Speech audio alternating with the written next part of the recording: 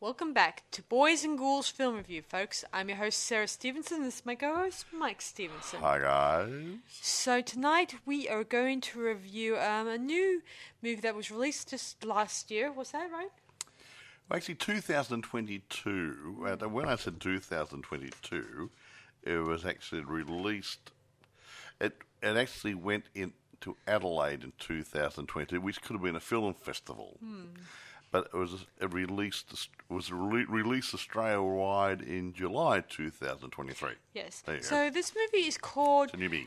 Talk to Me, which was released in that particular time. Talk to the hand. No? Yeah, No, you can say that. whatever, yeah. Anyway, it's called Talk to Me, and it's Okay. it's filmed in Adelaide, obviously. Adelaide, Australia. And it's done by two. This is the first time for these two filmmakers. It's their debut, Well, wait a according minute. to them. As directors, Yes. well, they didn't produce it though. No. Yeah, but this is their debut, meaning their first feature-length related production. They're twin brothers, Danny and Michael Philippou, and they're Greek guys living in Australia. So Greek heritage. I could have been born here. But Danny Philippou and Bill Heinzman wrote the screenplay based on a story or a concept by Dally Pearson. Okay, there you go. Now I might as well do it. Produced by Samantha Jennings and Christina Seaton. Yeah, there you go. Do you want to say anything before I do the other bits? No. You're going on. Go on. I'm doing so well. You're going so well. Okay, here we go. Now, this is what I like to see. Whether it's Australian, American, Asia, England, doesn't really matter. But the budget was about 4.5 mil. Box office as it the last figures updated, 92 mil. It's making a killing at the box office. Sweet. And it's also now hitting home media, DVDs, Blu-ray, box, special steel sets, whatever. It's going out there and people will watch it. It's grabbed the imagination. How's that? You heard of Babadook, whatever you may call it? Babadook. Well, this is going to be... I like to think this movie is going to take the entire world by storm. Yeah, I didn't like Babadook as much as this one. Babadook wasn't a bad film, but some parts of it to me left a few... untidy ends. Untidy, but I just didn't make some parts didn't make sense. But that's just me, okay? So, but actually, having mentioned Babadook, Danny and Michael Philippou were actually working on the production team for Babadook several years earlier. Yeah, so they have they've done the hard yards. They've been working at it since they were kids. They've got a YouTube site, have they? Yeah, they have their own YouTube channel, which is where they originally started. And they did filmmaking since they were children or boys. Yeah. So they're the second twins I know who have gone ahead and actually continued where they left off in their film careers. The other twins I mentioned are just a bunch of friends who made their own fan film, obviously, and I don't know what's happened with their careers of late. But I'm glad that these two guys, they have managed to not only gain a lot of followers on their YouTube channel, but also have gained a lot of interest in their first feature film, debut. Yep. Oh, here's something I just noticed on my notes here. Okay. It was box office success, like I just said, grossing blah blah blah against blah blah. Now, becoming American distributor A24's highest grossing horror film and second highest grossing film overall. And a sequel is currently in development. Yeah. I only hope Did that make it a second-hand movie?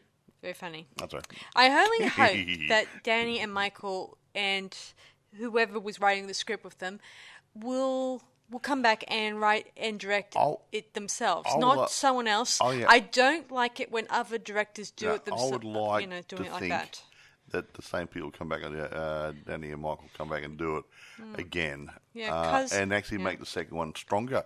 Because I wouldn't say this is a bad movie, but it's their first one, so you learn on your first one, and then you make your next one a tad better. Yeah. And I like to see them go further. Yes. Yeah. I don't like it when, say, they want to move on to something else, and then they leave a sequel to someone else, and the studio some butt heads, and they ruin the story, and it doesn't come out as good as the first one, and it comes out as a milked down version of it. Yeah, you don't go soft. You want to go strong. So but like I said, hopefully if these guys get it and they've wet their teeth on it, they'll do a better job. Yeah. A better job, so making good better. Yes. Anyway, do you want to go through some stars, cast roles? Yeah, let's go into the star cast. Okay, cast. I'll go through most of them. There's not a lot of them anyway. Sophie Wilder plays Mia. She's head girl. She's really good. I like her. Alexandra Jensen plays Jade. Joe Bird plays Riley. Poor little boy. Otis Dungy plays Daniel. Miranda Otto as Susie. Been in a lot of Australian movies and TV programs and stuff. She's been around for quite a while. She plays a mum. Yeah, and she's actually did a few other American ones, like the Chilly Adventures of Sabrina. Oh, that's right. Yeah. And she plays which one? One of the aunts, obviously. Yeah, Zelda. No. I kind of recognised her face right off the fly because I know of her face and all the productions she's been in. Can I finish what I'm saying? Go on. Zoe Terakes, Terakes, plays Haley. Chris Alozio plays Joss, and Marcus Johnson plays Max. I won't mention the other. I'll mention there's a lady who got a bit to do. She plays the ghost of the girl's mother, Mia's mother. Alexandria Stephenson plays Rhea. Stephenson, almost Stephenson like us, but not quite the same. But she's the makeup was good. She's creepy. I liked it. Really good. Yeah, I gotta admit that when they were doing this story, I thought it was going to be like tarot cards and stuff, or a seance. But no, it's a different approach. Well, obviously. They use something like a mummified hand, which has been got ceramic over it, and it's supposed to give them a link to the other side. So what you grab the hand and you say, "Talk to me." And then it's you also add, I let you in. I let you in, like sort of an invitation. And then the spirit comes in for a bit, and then they sever the connection and everything. Wow, that was really great.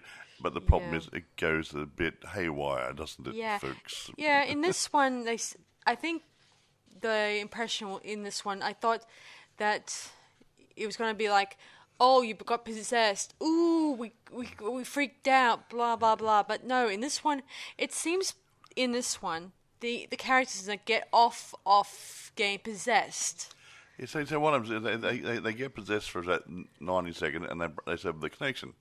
But something goes wrong and they don't sever it properly. No. So our leading lady, Mia, I'm not sure whether she's being stalked by a demon pretending to be her mother, or her mother is bent, or we don't know. That's a loose end. I'm not sure of the story. Yeah, as we said, there's going to maybe a sequel, and maybe it might fill in the blanks. We might be enlightened. Yes. So I hope that the sponsors, not sponsors, producers will encourage the directors to do, work on a sequel. Considering Mia got killed off in the movie, and the mother's already dead. Don't go into it yet. I'm trying to. I'm building up to that eventually. That's what I was going to say. You can't have a sequel to a Verona, can you? No, but maybe she could still make an appearance as a ghost. A ghost? Tries to help. She is. That's what happened. And we won't go. We'll tell the story in a minute. Anything else you want to say before we go into it? Nah, might as well do it. Okay, so the story begins with our leading lady called... Well, not really, actually. We kind of cross over to a couple of weeks or months earlier, where a bunch of... it takes place at a party. A guy's looking for his brother, and he finds him completely out of his mind, and nearly came close to killing him, obviously, and he killed himself, obviously. Then we cross over to a few months later, where we meet Mia, who's a recovering drug addict because her deceased mother, took her well, life. supposedly took her life, and there's a bit of a grey area in there. Yeah.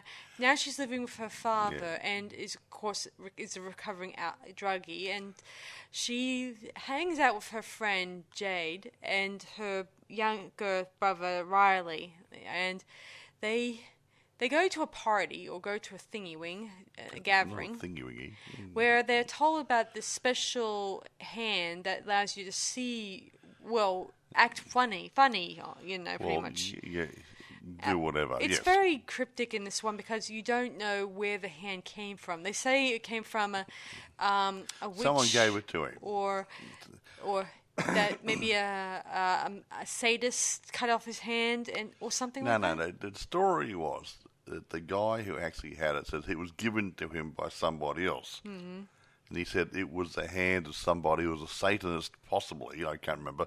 And it was actually a mummified hand, but it had put ceramic over it to protect it. Mm-hmm. Okay, but actually the Satanist hand was a link to the afterlife. Yeah, it has a lot of scribbles on it, like someone has been etching into it or drawing on it. Yeah. But anyway, I won't go to the... Anyway, they settle into the party. No one seems to like Mia, but I think it's because of her past drugging use, maybe. Stuff like that, yeah. But peer group pressure, hey. Yeah. Anyway, they settle into the group and they make plans of starting this thing. So the first thing you should know is that before anyone touches the hand and goes into weird mode, they have to light a candle because that's sort of the on and off switch. That's supposed to open the door, and then at the end of it, you blow it out to close the door. Yeah, so it's the on and off switch. Yes. In other words, it's like having a Ouija board. You've got to actually close your session. Exactly. A lot of people don't close them properly, and they wonder why they get possessed. Mm-hmm. Hey, that'd be a good movie, wouldn't careful. It? Ouija. I think it was intentionally going to be a Ouija board, but that's been done to death. So they've gone for a different approach in this one, which is okay. I'll hand it to them. Yeah, it adds its own identity when you use a different certain object. Like, a lot of people often use objects that have a haunted spirit attached to it. It usually plays a significant role in this sort of thing.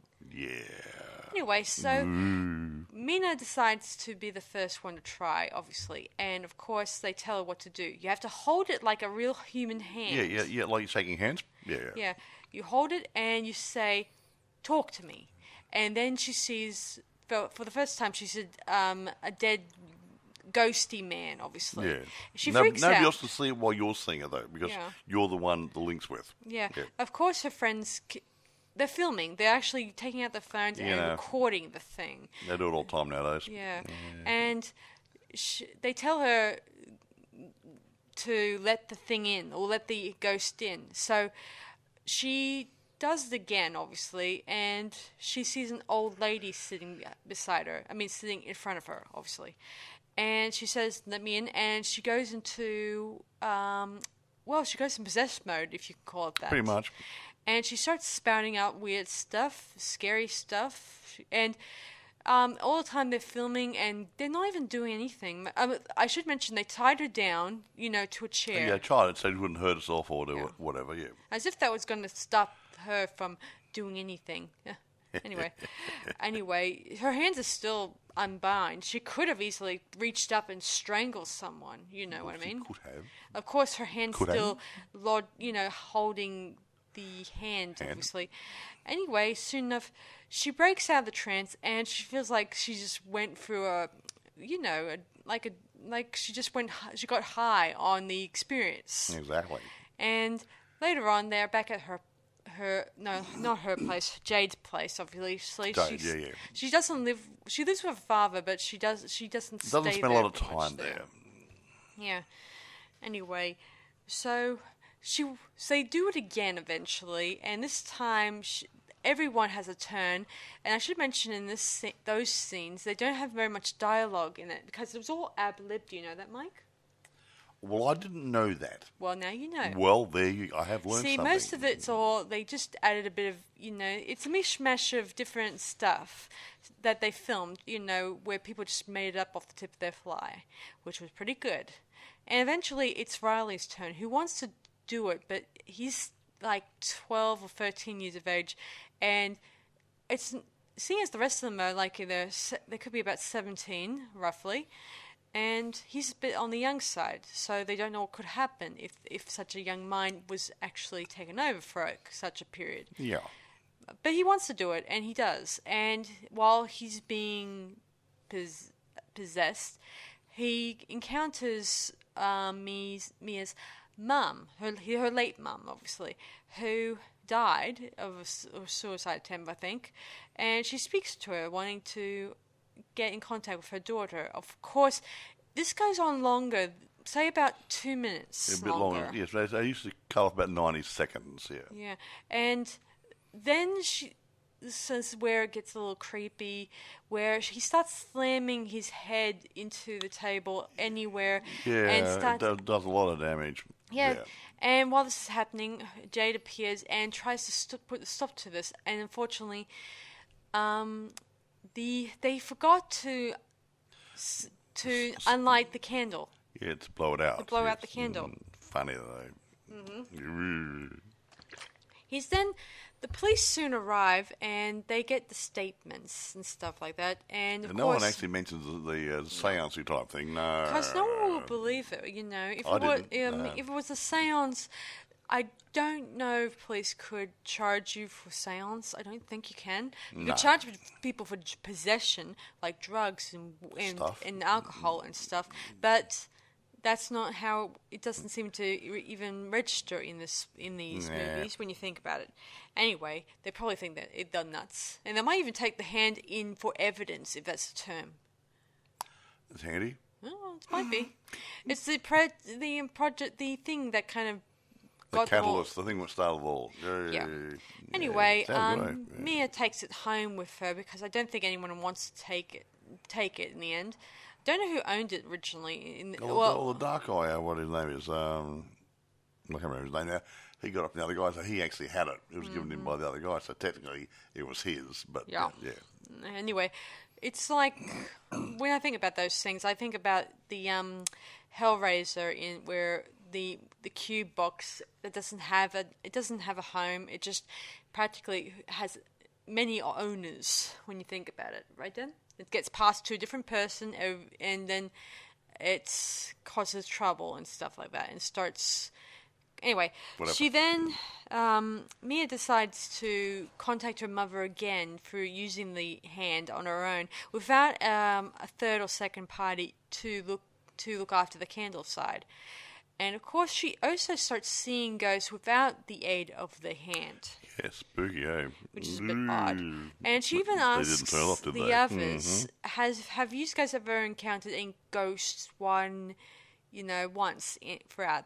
It seems like that the rest of the friend group, if you can call it a friend group, they all say no, they haven't seen anything. Mia's the only one seems to see these creatures. She even saw her mother appear a couple of times. Anyway, so... And of course, in one scene when she does try to talk to her mother, her mother says that she did not commit suicide. I don't know. She was probably looking at blaming her husband, probably, or something. That's why I think it might have been a demon in Mummy's guise. I think that it is a demon who, in disguise, taking on the form, and seeing as Mia is vulnerable because she misses her mother and stuff like that. And like most demons in demon possession, they always prey on the person who is the weakest in the group. Exactly. Anyway, so he then tells her that Riley is in danger and that he's suffering and needs help. And their answer to this is to, put him out of his misery, if that's a term. Exactly. So that's Rhea tells Mia that, we have to put him out of his misery, stop his torment. Yeah. He release the possession, blah, blah, blah, blah, blah. Yeah, he's already been possessed, His spirit ain't there.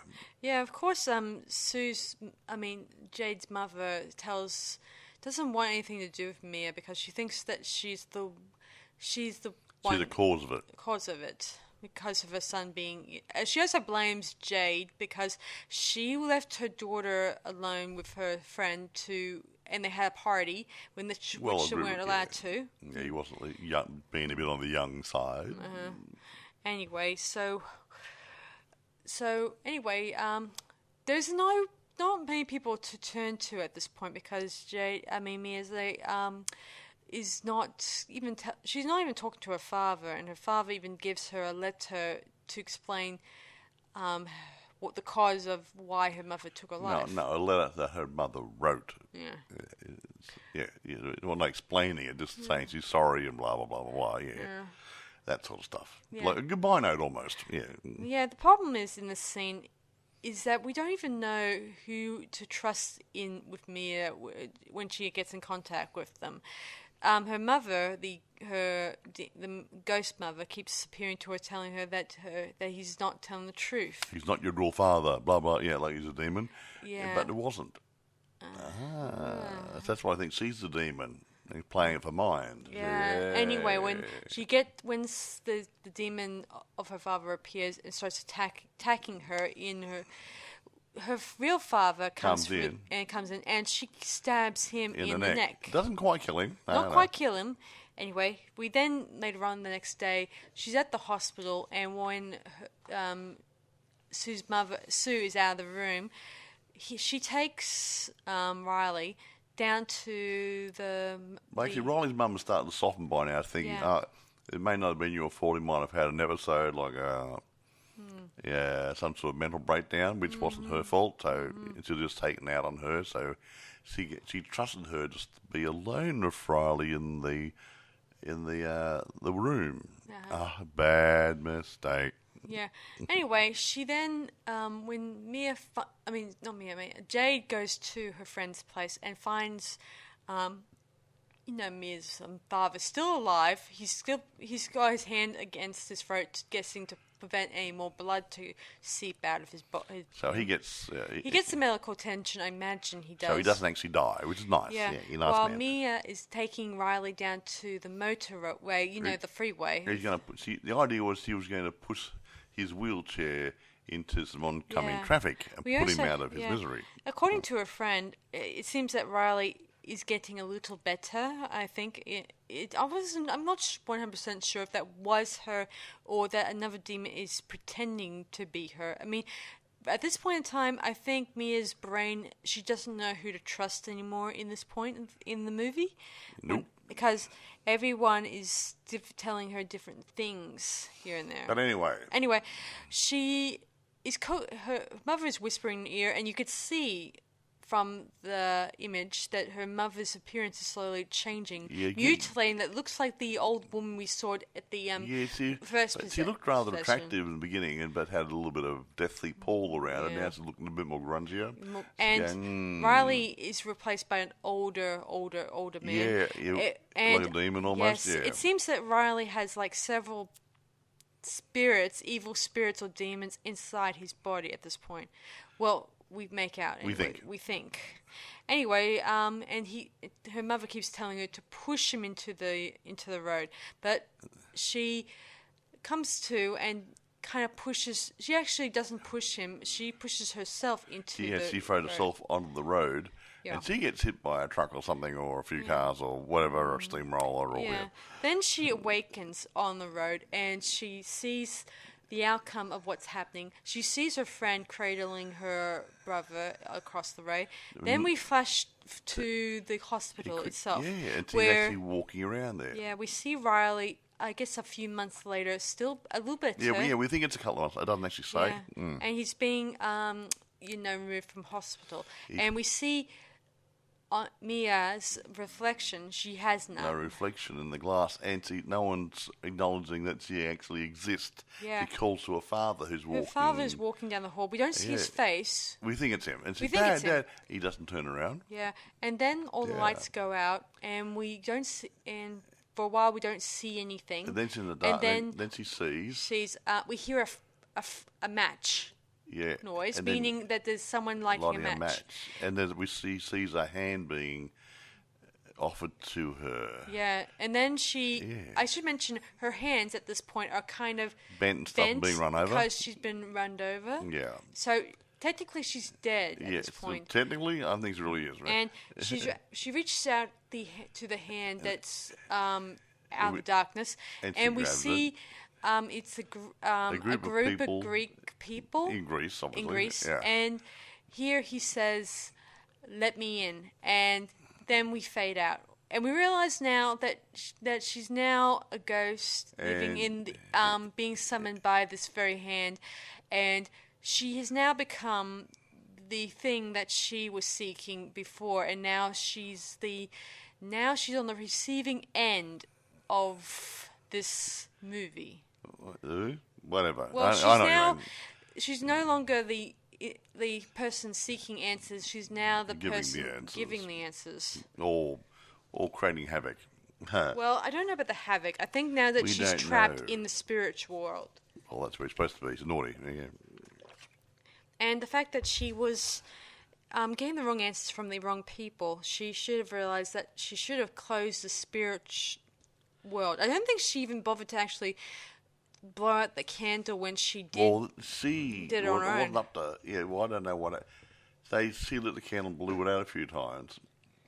But the original possession was in place, which from the other session, which wasn't closed down properly when Riley it was being, I think the spirit then attached itself to her. Yeah, I think. Yeah. So that's what a bit grey. Yeah. I think that along the lines she got addicted to this sort of thing, but then at the same time, when she heard her mother on the other end, she assumed that she can communicate with her. But technically, even demons can take on the form of a loved one, and they could easily, manipulate you into doing some bad stuff.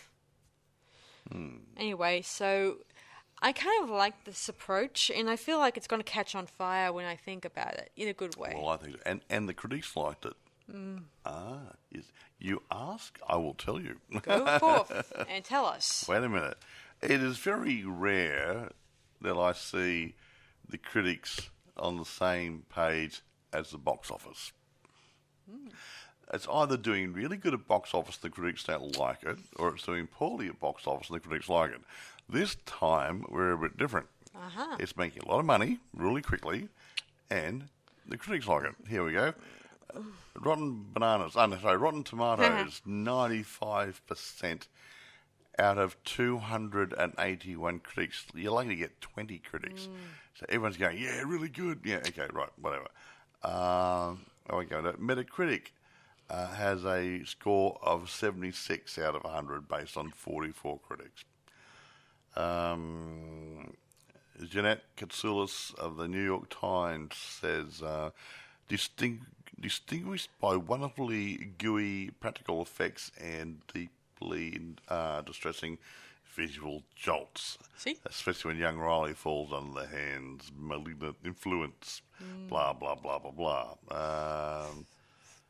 He goes on. Justin Chang, Los Angeles Times, praised Bird and Wild's performances. Joe Bird's superb, yada, yada, yada, blah, blah, blah. Everyone's going, this is great. Sydney Morning Herald, Australian guys, go 3.5 stars out of 4.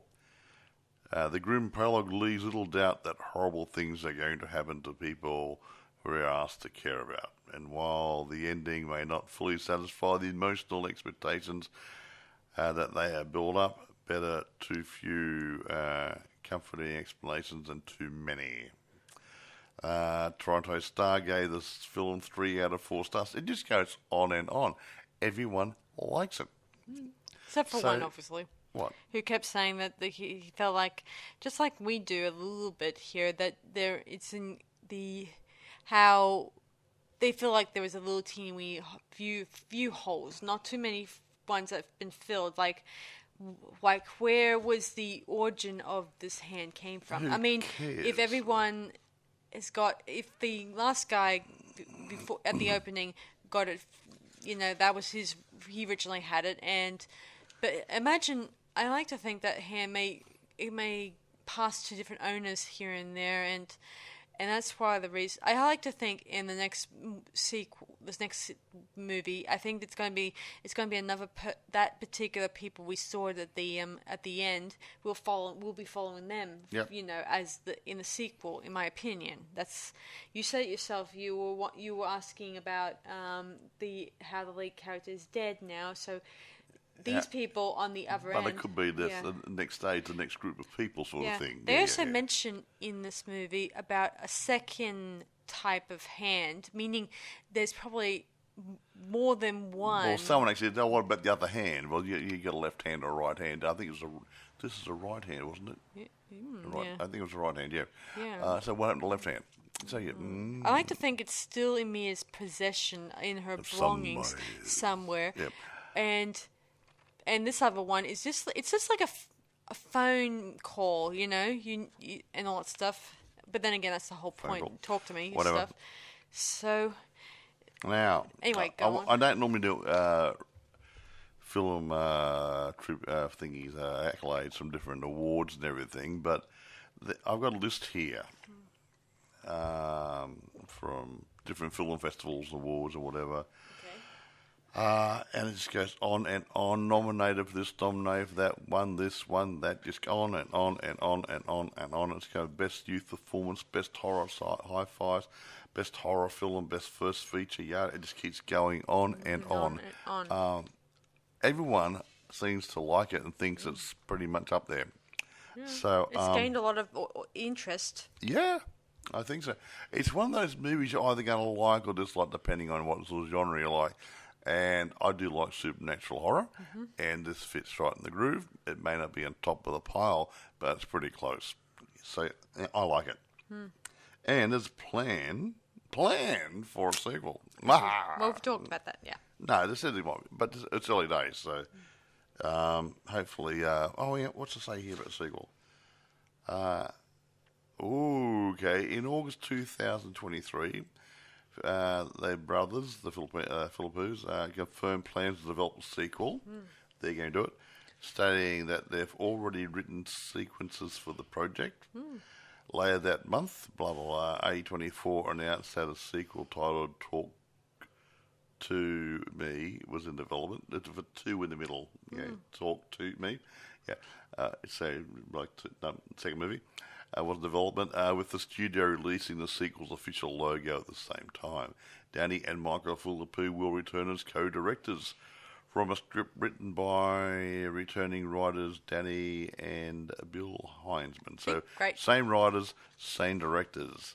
Great. And I'm hoping they polish their skills up on the first one enough to make a superbly better movie on the second one. And if that's the case, the sky is the limit. How's that? Pretty much. Really good. So, you know where to find it, and you know... We don't know where to... I haven't told them yet. What? I haven't told them where to find it yet. Okay. Okay. Are we going to grade it? Okay, we might as well grade it. We normally do that first. All right, guys, rating time. So, how do you rate this one? Okay.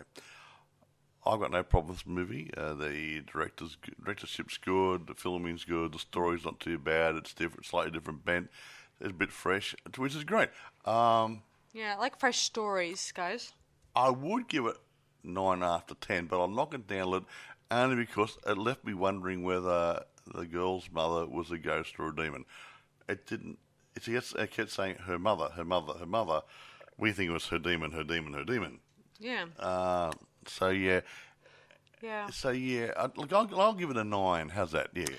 Yeah. I had a thought, guys, that maybe these ghosts and demons, they're probably all in limbo, and and they're unhappy, or somebody, and they're hovering among, because they've been tricked by this hand to be here. Obviously, I like to think that, but then again, I also think that there's a few demons amongst the spirits in this thing. So it's gonna be. I like to think that whoever she was speaking to was most definitely a demon. And well, I would think so, but like I said, it wasn't explained in the story well enough. It didn't come out near the end or something or other. It's her mother.